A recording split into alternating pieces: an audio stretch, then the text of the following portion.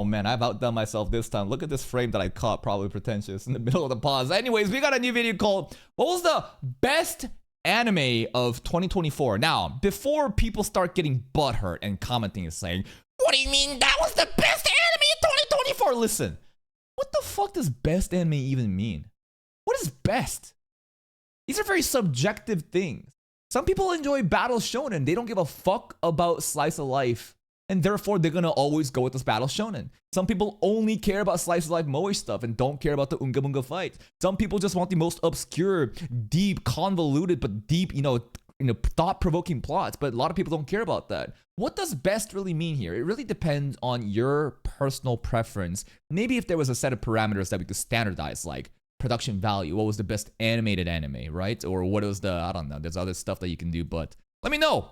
What is the best anime of 2024? So it's that time of the year again. The fall shows are coming to an end, and with that, curtains are being drawn on yet another year of anime. 2024 was a great year for anime. Yep. No, it wasn't. No, it wasn't. No What? amount of diplomatic statements can change the fact that this year, compared to the last one, What was last year that was so much better about this year? We had a Menace in Shadow.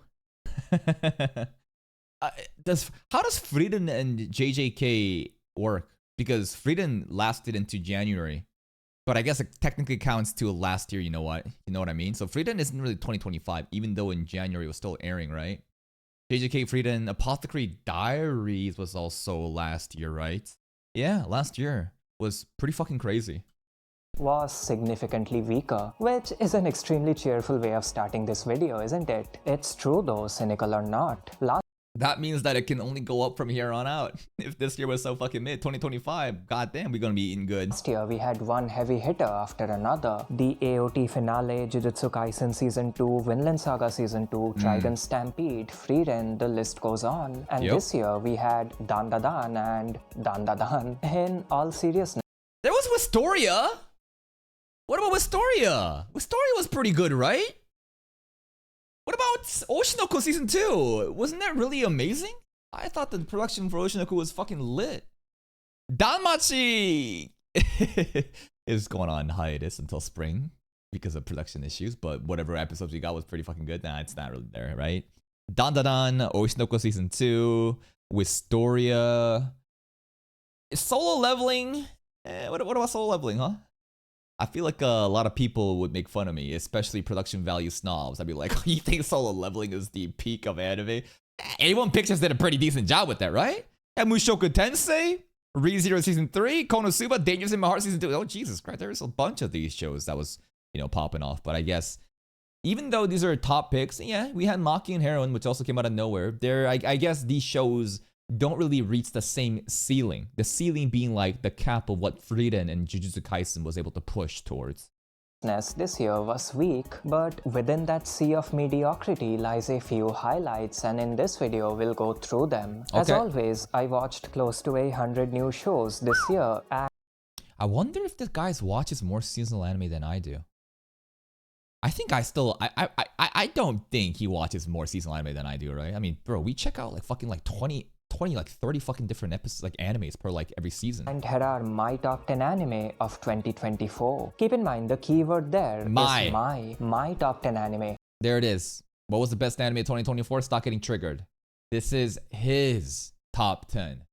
Your opinions, I mean, yeah, you can criticize him for his own preference, but this is his taste. Not yours, mine. The rules are simple. Anything that aired this year, TV shows, movies, OVAs, originals and sequels alike are eligible. With all that in mind, let's go through this list. Let's Make go. sure to subscribe. At number 10, we have Laid Back Camp Season 3.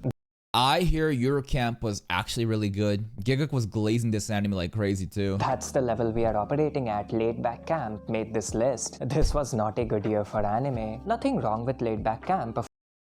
Love how it made it to top 10 and he already immediately starts shitting on it. Like, goddamn, can you imagine? Laid Back Camp made it into top 10. Anyways, let's keep going. Of course, but you don't usually see that title being brought up in top 10 conversations of any kind. This anime is an old reliable. It's genuinely one of the most relaxing and wholesome shows you'll ever come across, and season 3 was no different. A group of girls like camping, so they camp. It's not rocket science. This season saw a major Yeah, this just looks like chill. You know, you want to turn your brain on, brain off. You just want to just chill, just relax, downtime. It's a soul healing anime kind of type. overhaul production-wise. New studio, new director, new art director, the whole 9 yards. But the overall look was solid, minus a few hiccups with the art direction. Something Google Maps. This season was my favorite from this series, by the way. And I know what you might be thinking. What do you mean favorite? Aren't all 3 seasons the exact same? Well, yes, but this season had one thing that set it apart. What? It featured a couple of episodes that leaned into a meta fourth wall breaking style of writing. These 2 episodes featured surrealist comedy, which was a breath of fresh air, not that the existing formula needed a switch up. It's hard to explain verbally, but if you've seen the show, you know what I'm talking about.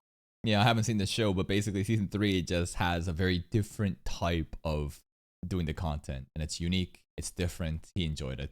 If you haven't, I highly recommend checking it out. It's a lot of fun. At number 9, we have Konosuba season Hey, Konosuba made it onto the list. That's pretty hype, right? Some people might complain that it's a little bit too low on the list, but hey, at least it made it onto the list. 3. And this was somewhat of a mixed bag for me. On one hand, it featured some of the best scenes from this title as a whole, but on the other hand, I think the net entertainment value of this season was the lowest so far. Really? You think this season was the lowest entertainment? Let's think. Season 2. How memorable was season 2? I enjoyed the whole Axis cult stuff with Hans and stuff like that, right? The Mask Man, the Vanir stuff, yeah? I thought that season 3 was pretty good though. We had a totally different, change up in scenery of going to the royal palace, with our little sister who we might become betrothed to. What else then happened? I especially enjoyed how the second half, basically the finishing of the season 3, all revolving around the serious story with darkness and stuff like that. It was a breath of fresh air for me. I enjoy the seriousness.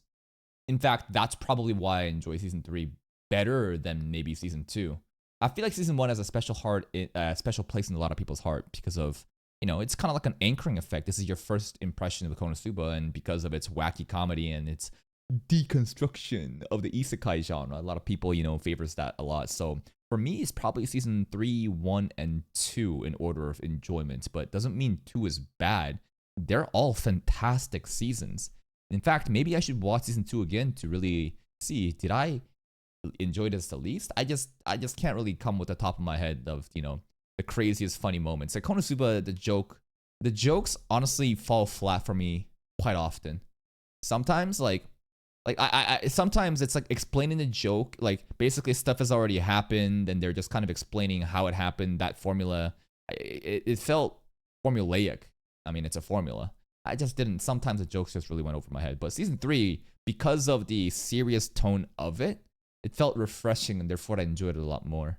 I have read the light novel and I was never a fan of this section either. In fact, the stretch this season adapted is actually my least favorite from the novel. Of course, that doesn't mean I dislike it. There's nothing about Konosuba I outright dislike. Besides that, it was the usual, the likable cast and their shenanigans. You know what Konosuba is like, and yeah, that's probably the funniest moment this probably might be one of the funniest scenes in season 3, where we're now body swapping, right? And Kazuma these muscle dudes are just like basically being all girly and being like, oh no, it was fucking peak. It's basically why Behineko right now with Arnold, just basically macho men being effeminate is always hilarious to me because the Gap Moe. and this season was no different. An enjoyable watch overall. There's one big complaint I have for Konosuba actually. Big complaint? Is it that big? It's big for me. It's the fact that Mohawk Man did not have any lines. Bro, I know that they changed, the team for doing season 3 compared to season 2 and 1. But like, bro, they cut out. They had no Mohawk Man dialogue. He existed here and there, but there was no like quick little remark of like, you know, it looks like I was with the hero after all, or some bullshit like that. You know what I mean? There was one moment at the end of season 3 with the wedding crash where I just thought the most opportune moment could have happened, where we're basically needing to buy time for Kazuma and Darkness as they, you know, crash the wedding and they get away. I thought that if maybe Mr. Mohawk Man stepped up and, you know, was like, you know, and he basically helped Kazuma and be like, like basically he steps up when they're getting chased and Mohawk Man looks back with a little wink to Kazuma and being like, you know what? Every hero has a damsel to save.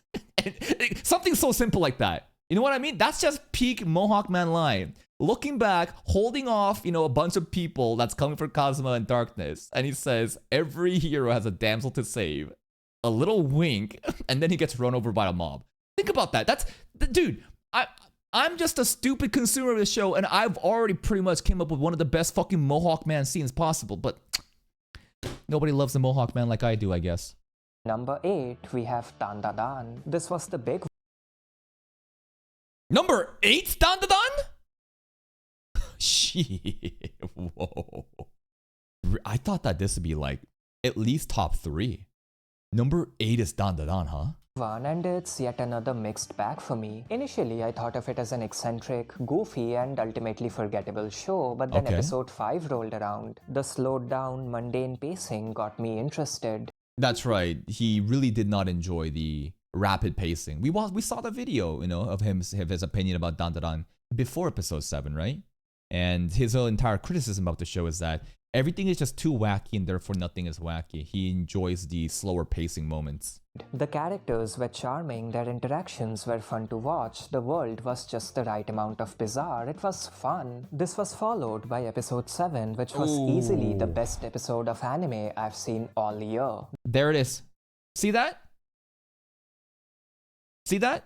He recognizes episode 7 literally could be the best episode of anime of 2024. He's judging the entire season of his own personal bias. I think this is fair.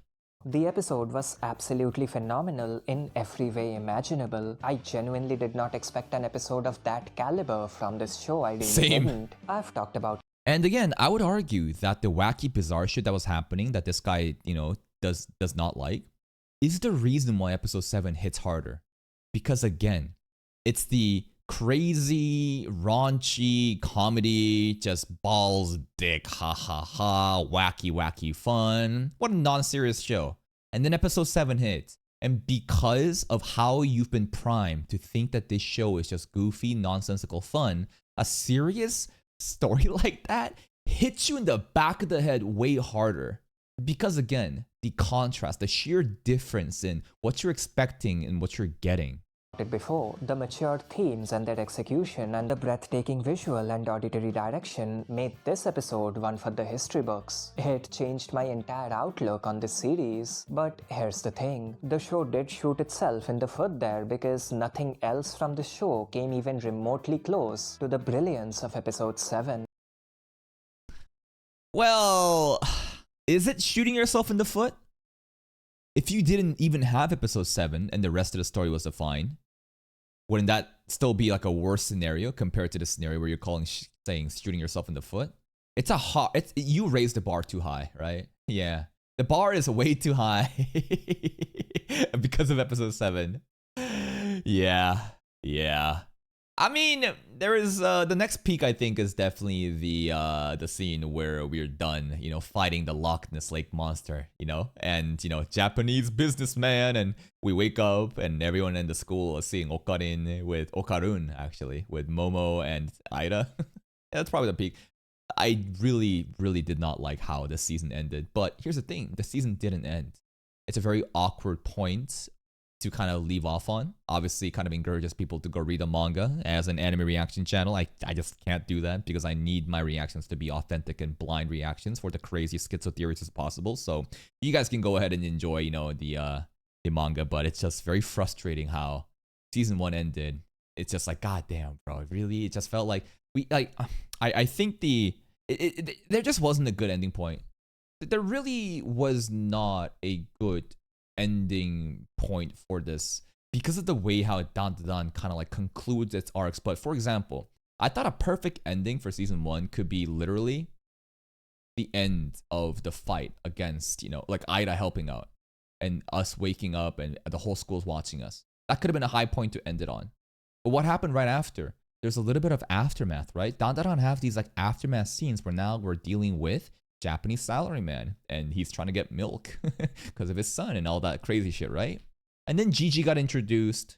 And then it's like, then we started to do some random shit with the fucking mannequins, and half the episode for the finale was concluding the love for the mannequins had for each other, and then getting started on the Gigi arc, and then it just like, what the fuck? You're just gonna end it here? Again, just a very unfortunate situation because of the way that Dan Da Dan does storytelling, and it's just like not a really good place to really end anywhere. It was so head and shoulders above the rest that it ended up crippling the rest of the show for me. It's like going to a local art exhibition and one of the pieces on display is the literal Mona Lisa. Once you see that, the rest of the... Okay, is the Mona Lisa actually that peak? Listen, I'm a monkey. I don't know how to appreciate art like this, but I look at this woman ugly as fuck. I'm saying it right now. Mona Lisa mid. Ugly ass bitch. But no.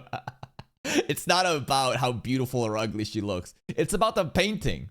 It's about everything but, I guess, the aesthetics of the woman. I don't know. I just look at it and I'm like, what the fuck am I looking at? I can't appreciate this because my brain is too primitive to enjoy fine art. Mona Lisa. Once you see that, the rest of the works drawn by, I don't know, the local weird kid will look underwhelming. That's bound to happen. Episode 7 was a double-edged sword. On one hand, if it didn't exist, this show probably wouldn't crack my top 20, let alone my top 10. But on the other hand, it did lower my overall enjoyment of the show. On top That's still a very privileged problem to have, right? If episode 7 didn't happen, Dan Da Dan wouldn't even have made it to his top 20.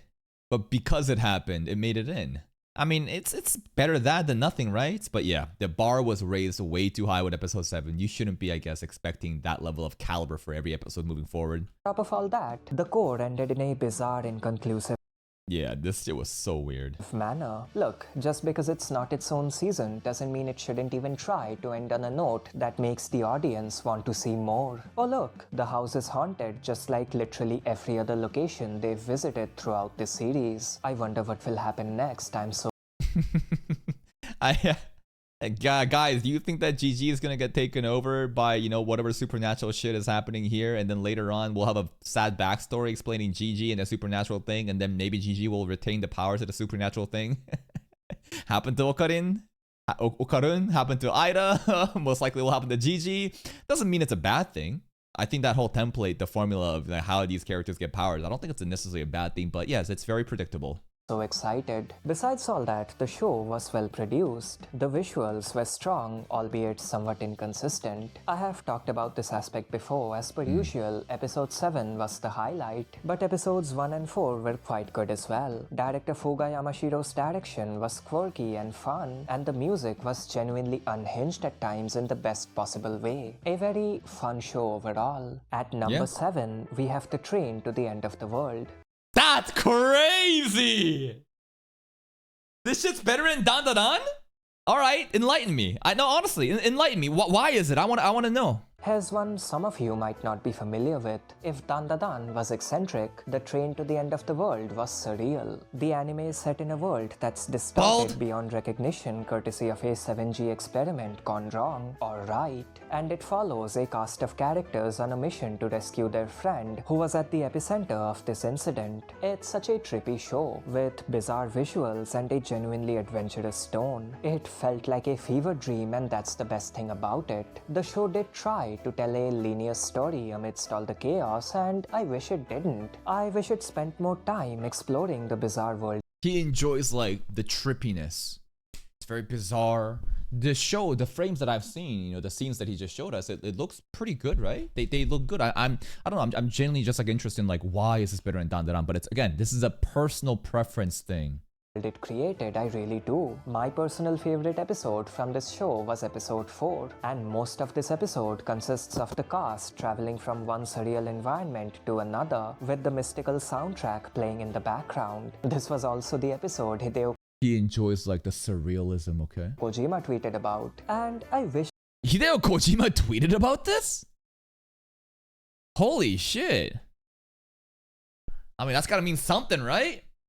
This is a big brain guy. This is an eccentric, one of the best game devs fucking alive. I'll take his word for it. Hideo Kojima tweeted about, and I wish they leaned into that vibe more. Not saying what they did was bad, it wasn't. The conclusion to the show was fairly satisfactory, and the literal and figurative journey to it was really exciting. Okay. There's a reason why Hideo Kojima recommended it. It's really good, and it's a fairly compelling drama. I feel like there is the type of stories that Hideo Kojima enjoys that also Mr. Probably Pretentious enjoys, right? If you've seen his games, like the concepts are fucking crazy.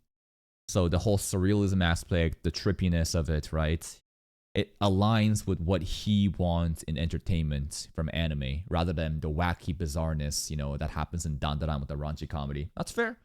It feels like this is a very underrated anime then, because I don't see a lot of people talking about you know, this anime, but that's pretty cool. Maybe I'd watch that by myself just to check it out. At number 6, we have Days with My Stepsister. Ain't no fucking way! You gonna tell me 20 seconds of them fucking eating rice in silence to build up tension, the atmosphere? This is better in Dandadan? That's crazy. And I can already hear the comments. Yes, I did in fact place a show called Days with My Stepsister. No, it's not the title. I've seen the anime. Was it that good? Was it, what the production value? Was it that good? Studio Dean. Let him cook. Let him cook. Of Dandadan. Thanks for watching. In all seriousness, if you've seen the show, you know how good it is. I made an I've seen it. Is it that good?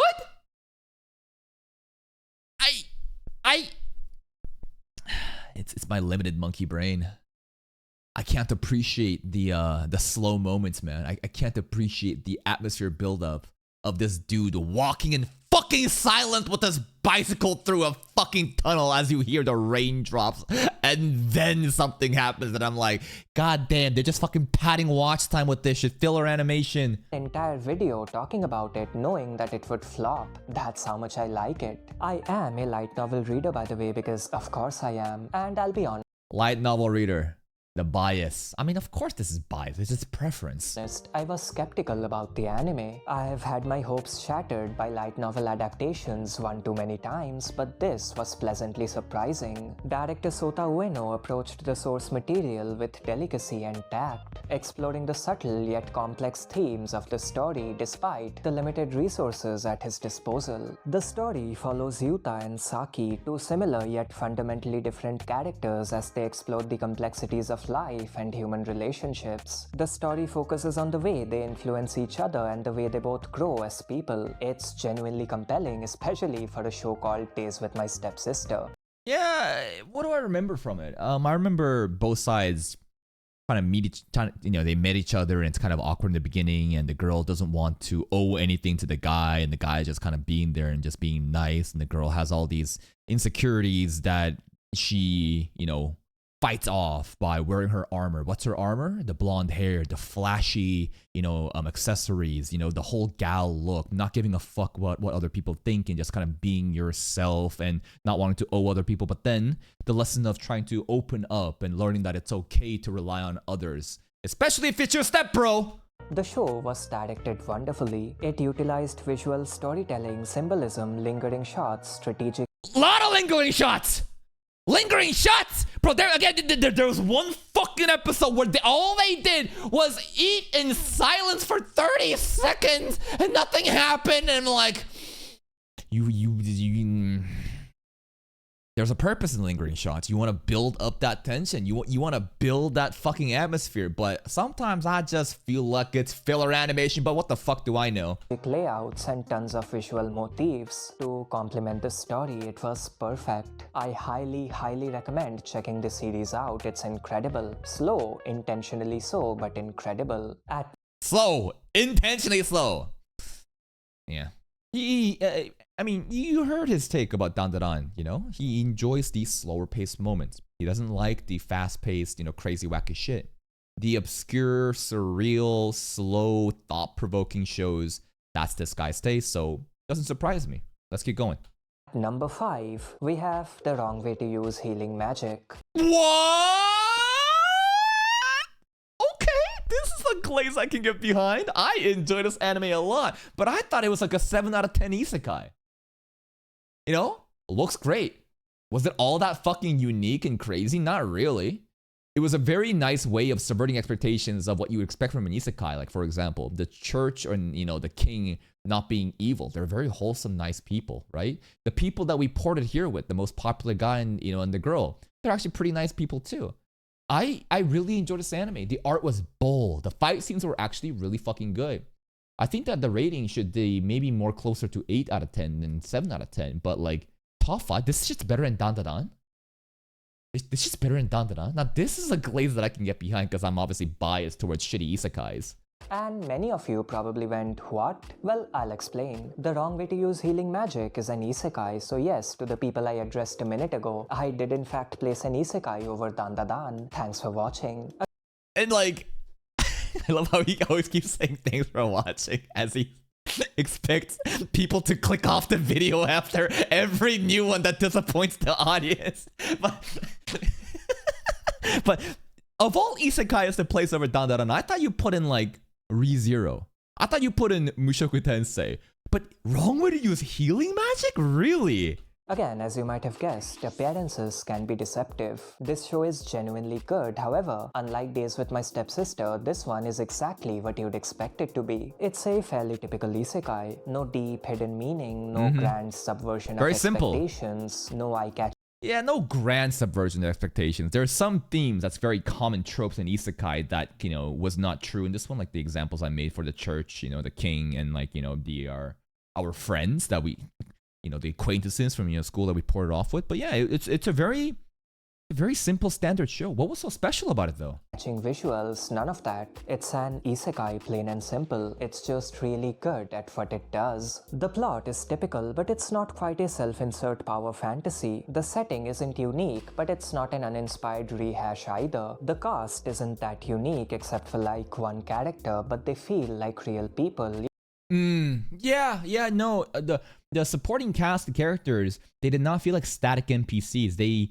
I felt like I was there with him, you know, going through the boot camp, you know, the different, like the bald guy, there's a bunch of like gangster looking dudes, you know, who are a bunch of like Rose's men that live in the shed together, and we're just vibing and everyone's kind of looking out for each other. There was a lot of wholesome elements in this that was it's very comfortable to watch. You get the idea. It's just a fun show you can unironically enjoy, and those are rare as far as the isekai genre is concerned. There was also a bit of heartstring tugging at one point, and it didn't feel forced or unnecessary. A really, really fun show overall. At number That's crazy. But I'm actually really happy he put that isekai up there, because obviously this channel's entire fucking flavor profile is shitty isekais. But even myself, I wouldn't dare to put Wrong Way to Use Healing Magic as top 5. Crazy.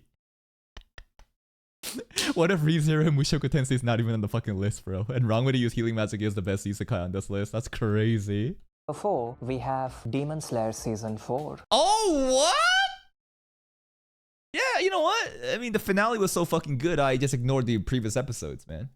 Like, the production value was great for this anime, but goddamn, dude, the amount of substance that they had to adapt, there was fucking nothing.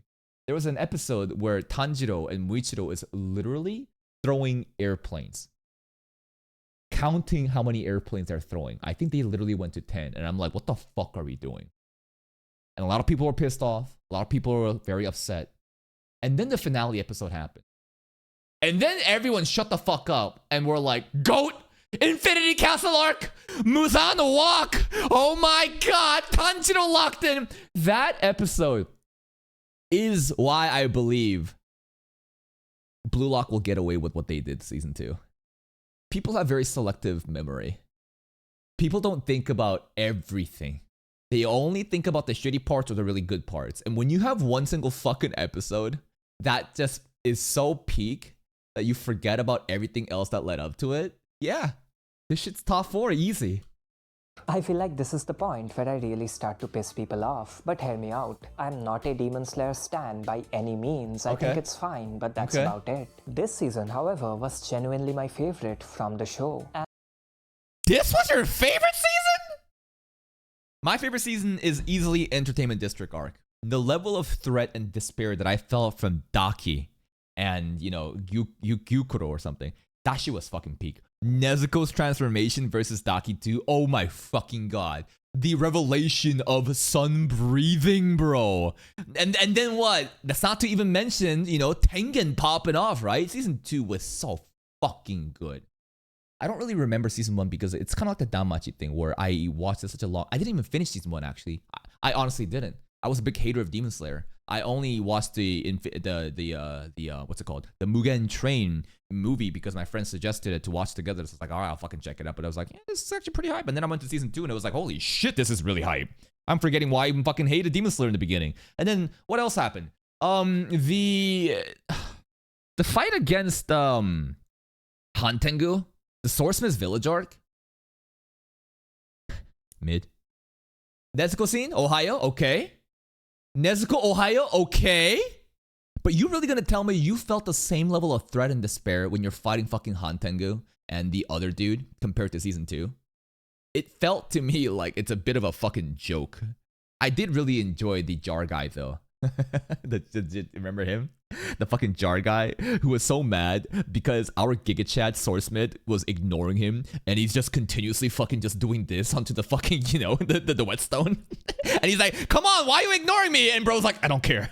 I'm still fucking doing this shit. That was pretty fun. But Swordsmith's arc was all right. What else was there? That's pretty much all we have right now, right? It was in the first season. Then we have, you know, Entertainment District arc, right? Then we have the Swordsmith's Village arc, right? And then we have Hashira training. Or is there something I missed in between? No, that's what we have right now, right? That's just all we have right now. And that's because of several reasons. Firstly, the pacing. To me, Demon Slayer always felt like it was in a constant competition to one-up itself in terms of scale. This guy really likes slow shit. No, dude, there's slow pacing, and then there's a milking a fucking an hour movie into 8 episodes. Oh, again, individual preferences. There was actually some good moments too. The anime only scenes dealing with, you know, the Wind Hashira, it was nice. The anime only Hashira scenes, you know, it was okay. Yeah, it was good.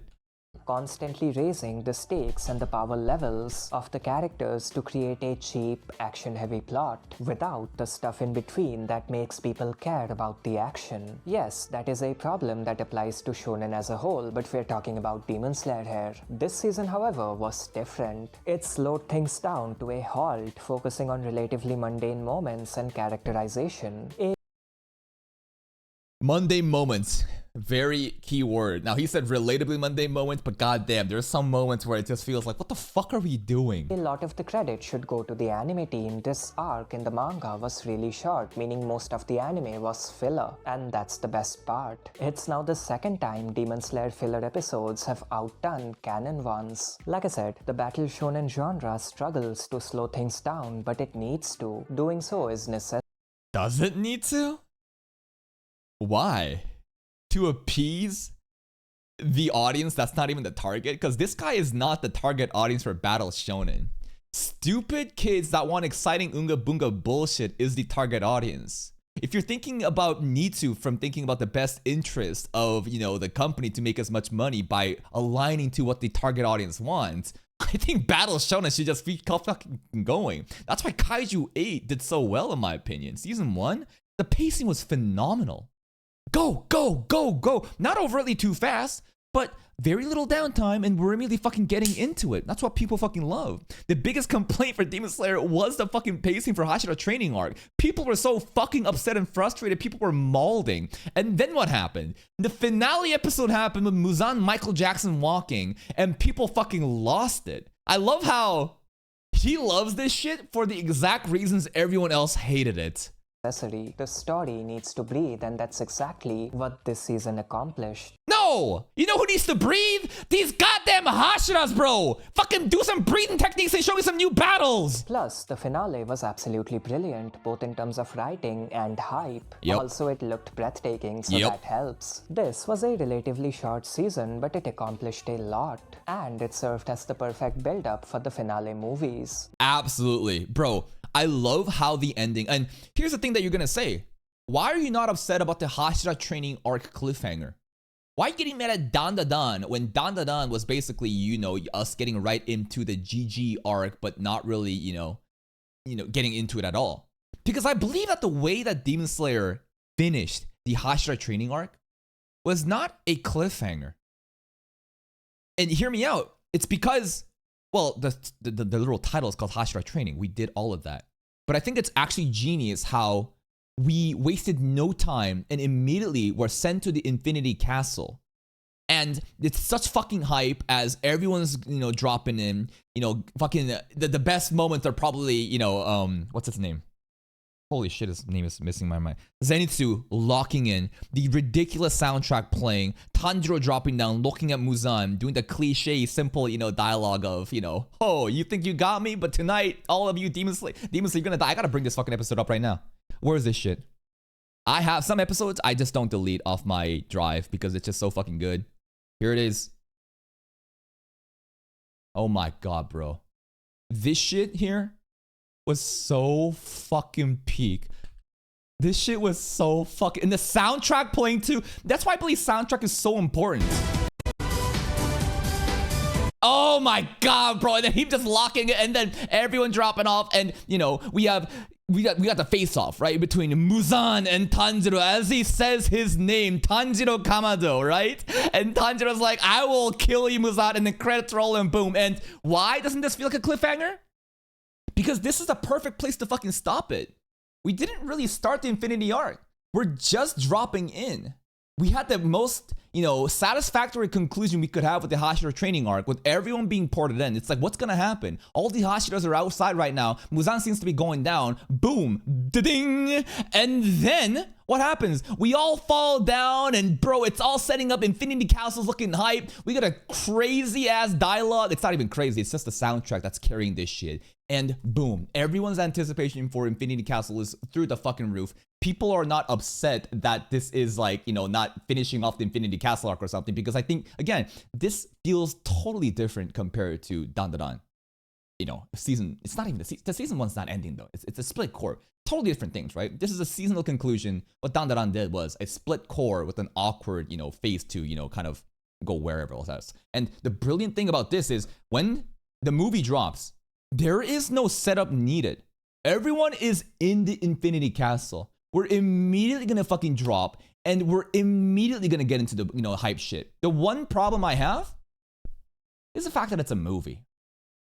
And a couple things. With movies, if it's just Japanese release, the global release does not come out for a couple months, bro. And another thing about movies, I just prefer anime content. I prefer it's way easier to react. The content output does not get hindered because obviously think about like, you know, how many videos I could be making in the movie reaction. One video with that much watch time is not really the same as, you know, a couple separate videos with the same watch time. And another thing is I really hope that they're gonna milk this shit and make the movies into seasonal anime. I mean, shit, bro. They did it with Mugen Train. They did it with Hashira Training. They milked 8 fucking episodes off of it. Why would they not, at the peak of Demon Slayer, with 3 fucking movies announced for the most important arc, why wouldn't they double dip and make 3 separate seasons for each fucking movie? Please do it. Please. Please do it so I can farm that shit. Good stuff. At number 3, we have Solo Leveling. To those who Wow! He really put Solo Leveling up there. I thought he wouldn't. Top 3, huh? Top 3, huh? Wow. If their angry comments for later, now is the time. I think Solo Leveling is a show. Wait, what did he say? What did he say? Movies. Good stuff. At number 3, we have Solo Leveling. Yeah. To those who saved their angry comments for later, now is the time. I don't think there's gonna be much angry comments about this. I think a lot of people are probably happy about it because most people that be angry are just fucking normies. I think normies really love Solo Leveling. I think Solo Leveling is a show that knows exactly what it is and it plays its cards accordingly. It knows it's a power fantasy and it's unapologetic in its storytelling. There are countless shows that at their core are power fantasies but present themselves in an overly pretentious manner, pretending to be something they're not. Solo Leveling doesn't do that. It's just a genuinely fun show. Yes, the Same like the same concept with Wrong With You's Healing Magic. He really has a preference for shows that even if it's mid concepts or mid whatever, you know the identity of what you are and you keep making content, you know, for that audience, for the type of show that you are. I bet that he would really enjoy level 2 cheat skill. Chilling in another world with level 2 cheat skill. That's an anime I believe that knows exactly what they're all about. A very chill slice of life, you know, isekai where it's all about the comedy and the character interactions, slice of elements. It doesn't try to be anything other than that. writing isn't life-altering, but it doesn't need to be. Sometimes it's fine if a show is simply fun. If anything, we need more of that. I am a manhwa reader, and I appreciate the way the anime expanded upon the Actually, Solo Leveling is Korean, therefore it is not a manga, it is a webtoon. story. I've talked about this before. The anime presented the story in a less linear fashion, focusing not just on Sung Jin-woo but also the world itself and the rest of the cast. This makes the story feel more alive. Besides all that, the show looked solid, with plenty of visual highlights and an extremely memorable soundtrack. The Yo, that's right. The soundtracks are fucking high. Hiroki Sawano popped off. latter was made by the one and only Hiroyuki Sawano. The Yep. last couple of episodes were genuinely fantastic in terms of quality, like they were up there with the best of TV anime, especially episode 11. Overall, Solo Leveling was a fun, entertaining, and good-looking show with a Yep. stellar soundtrack. What more do you want? It's that simple, man. Solo Leveling is not a big brain show. You turn your brain off and we do Unga Bunga hype shit. And it executes that concept very well. Very fun, very exciting, simple story, hype soundtrack, hype story. What else could you ask? So like, I'm just trying to understand his like preferences, and the fact that he's willing to put Wrong With You's Healing Magic and Solo Leveling over Dandadan, it truly shows that like, well, why does it's because the pacing was too wacky. The tempo of Dandadan in the beginning was way too much for him. He really doesn't like that.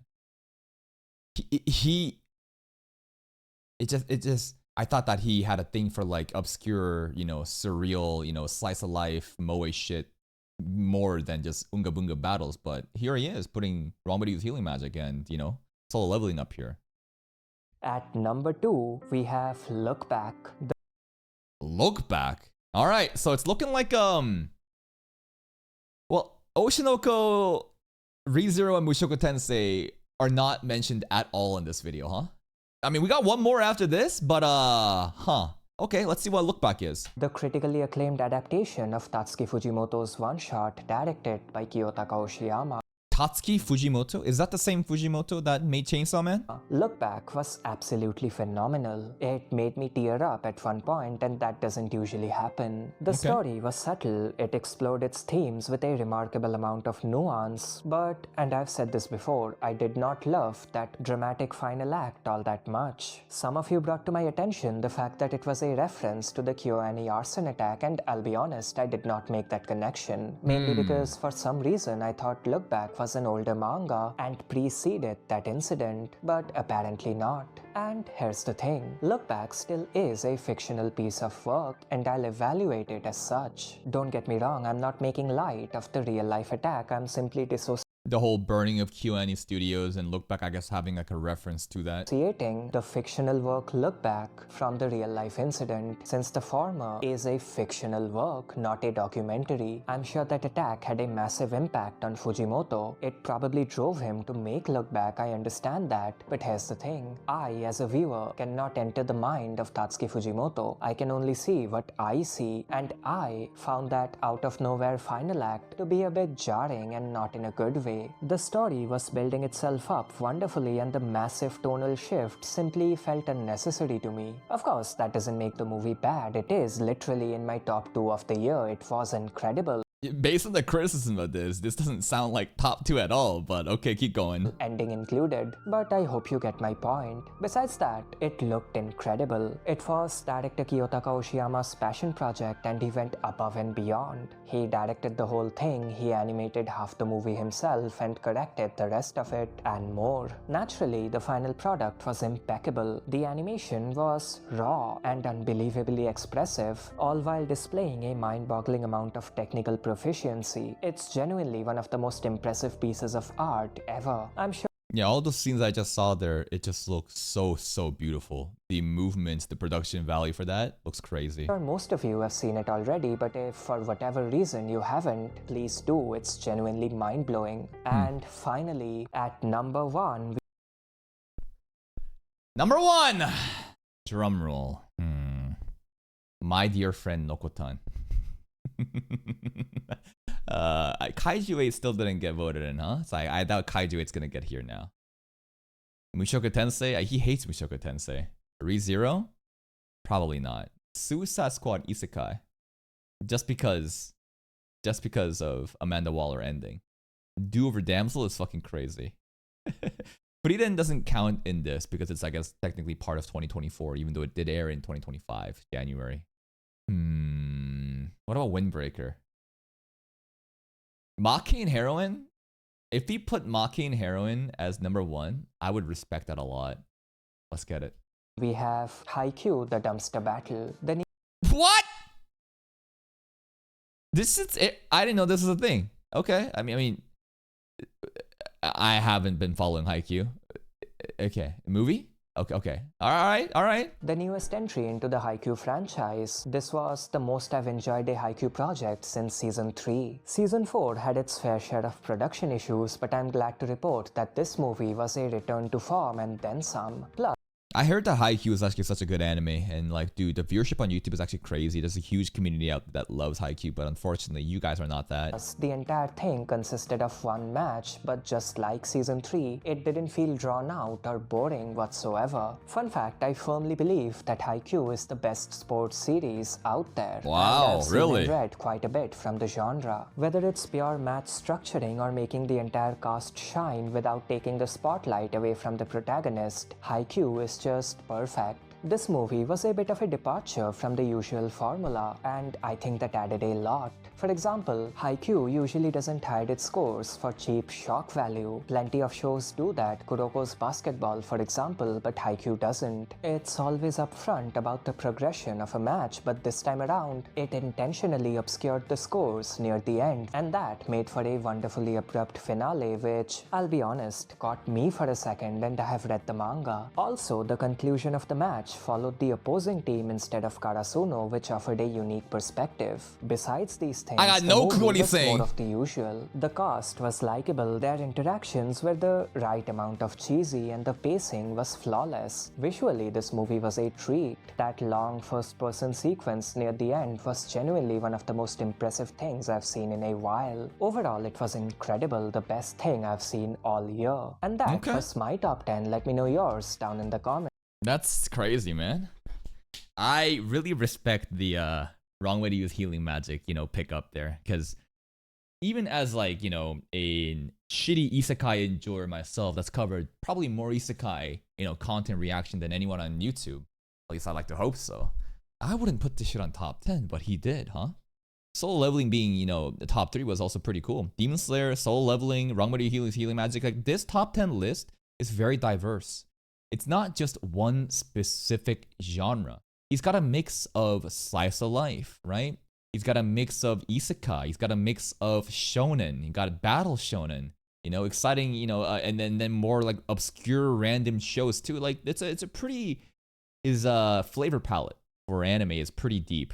To me, I don't really have. If I would have to make a list, I would have to take a long time to make a list for myself. But just in the top of my head, in no particular order. Let's think about this. Let's go all the way back to January. Solo Leveling in season, in winter 2024, it's definitely up there, right? Winter 2024, one of the most memorable animes I remember is Solo Leveling. Solo Leveling was very fun. What other animes then came afterward? Kaiju 8 was like a very fun ride too, because again, the pacing was just so fucking fluid, non-stop hype action, go, go, go, go, go, which I love, right? Konosuba's definitely up there too. I forget that when it really aired. Konosuba's up there. Mushoku Tensei, absolutely, bro. Especially with the Father's Day episode, that shit went fucking crazy. What else is up there? ReZero, obviously. Of course ReZero is up there. Dandadan, you know, most recently we just had Dandadan. If Danmachi could have kept fucking going and finished the season, I honestly, I still put Danmachi up there. Fuck it. Wrong. Oh, okay. Seventh Prince? Honestly, low-key, yeah. I would actually put Seventh Prince up there too. I think that Seventh Prince, of course, it's degenerate Shotokan fan service, but the quality of Seventh Prince is so fucking good. Classroom the Elite? Maybe. I would probably put Oshinoko Season 2 up there too. That shit was fucking fantastic. Didn't finish Elusive Samurai.